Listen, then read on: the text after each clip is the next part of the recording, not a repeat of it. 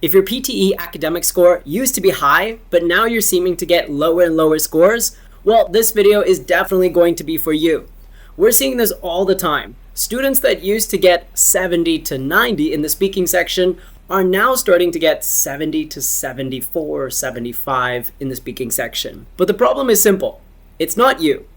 Since Pearson integrated more human marking into the exam, we've noticed that things like the speaking and writing task are being marked more critically.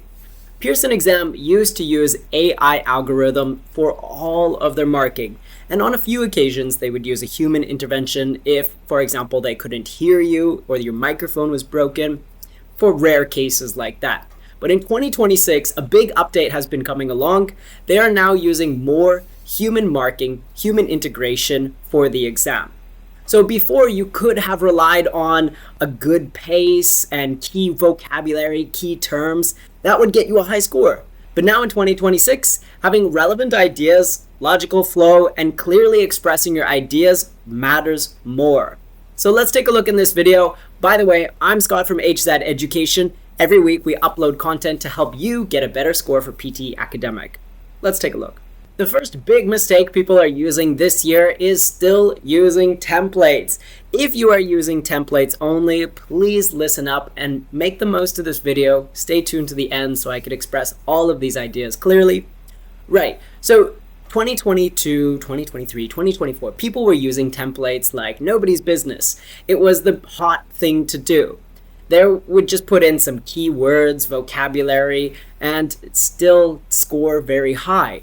You could go online, you could check out videos from before, and you'll see hundreds, thousands of writing templates, speaking templates. But these templates were used to give students an advantage at the time, and perhaps they worked. They did work for a while. But the AI algorithms and the human intervention for PTE Academic is now smarter than that.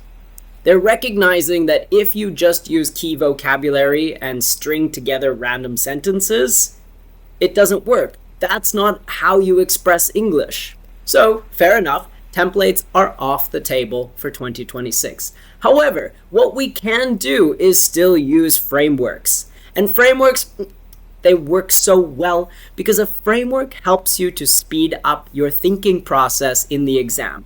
It gives you a general frame to do the writing task or the speaking task. Think of it like this. If a person is going to present on stage, they're generally going to practice. They know their introduction, they know their hook, they know their main ideas and their conclusion. They know their framework of their speech. But they're not putting random things together in order to create that speech. So when you get into the exam, you're going to have speaking frameworks or writing frameworks like that. So as soon as you enter, you'll know what to do for your main idea, your introduction paragraph, your body paragraphs, your conclusion paragraphs.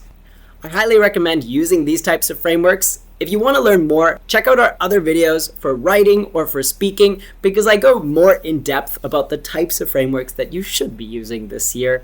Now, within the speaking section, describe an image is one of the highest. It is the highest scored section. It's a very high value one, and you want to make sure to use it properly. So the type of framework that does still work would look something like this. We're going to have about 5 sentences, perhaps 4 or 5 sentences. That usually matches the time space. Now we start with some type of overgeneralization. Some sentence we could apply to the whole image. If it's a graph, we can use the title and the X and Y axis. Moving to the second and third sentence actually is where we start to identify the highest valued sections, the lowest valued sections, and any other difference that we can find. Nearly to the end, we do the patterns or trends. What is one statement we can apply to this whole thing? And the conclusion is restating the main observation. Now, see, frameworks like this still work. Screenshot it so you can keep this for when you are practicing for the speaking section. Let's move on to tip number 2, and that's about speed. Now, if you thought that speaking faster means higher fluency and higher mark, I'm sorry to say that it's just not the case. Particularly with the speaking section, Fluency is not about having big vocabulary words or having a fast word per minute speech. What the exam, AI algorithm, and human examiner are looking for is having logical sentences with relevant ideas. So we're going to prioritize having clarity, good content, and having some flow within your sentence. Now, if you can match these three things and you don't worry so much about speed, then I promise you, you will get a high score in the speaking section. We practice this a lot with our students, and even I sometimes do the exam, the test exam, and the students get higher scores when they don't worry so much about the formalities of speaking, but they begin to speak more naturally with relevant ideas, context, instead of just looking for big vocabulary, big grammar points, and having too much speed or speaking too fast. Number 3 tip and strategy that I hope everyone remembers is that there are high value and low value questions. If you are focusing the same amount of attention on all questions, you're not going to get the high score that you need for immigration or for work purposes or anything else. So stop focusing on low value questions. Take a look at a graph like this. You can see that there's a very big difference between some of the high value questions and low value questions between all of the sections. So for example, in the speaking section, you'll notice that you get points, yes, for speaking and listening. But the most intense one is describe an image. That's why we talked about it earlier in the video. Check out our other videos about describe an image. They go into more depth about that. But you also have things like summarize a group discussion, which is a new addition. It happened last year, middle of last year. Summarize a group discussion and respond to a situation are both new.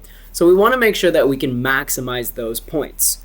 When it comes to low value questions, I'm looking at things in the reading, for example, like multiple choice, multiple answer, and definitely the listening section. There are some incredibly low value questions like fill in the blanks, but also multiple choice, multiple answer, multiple choice, single answer, and select a missing word.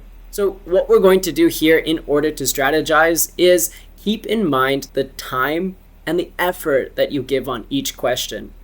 You're simply not going to give a lot of effort to select a missing word because it's not going to change the overall mark of your exam. But when it comes to the writing section, you need to put in your best attention and your best effort. We find that our students like to practice the writing section the most. We have dedicated tutors that only do writing because this can make or break your test score. Summarize a written text and writing an essay. These are the two heavy hitters in the exam. So focus a lot of your attention here.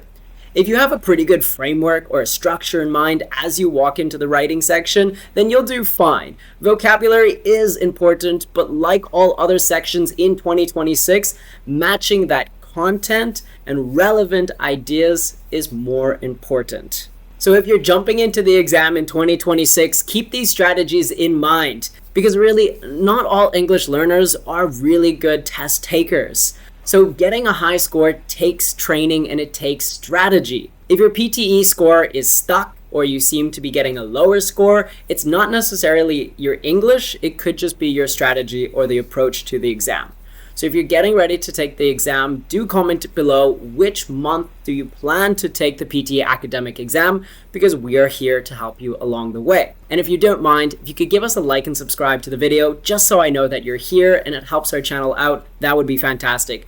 Our goal is to make sure that you do get a high score because I know it helps you for immigration, for jobs, for university, and that makes a big difference to your life and therefore ours.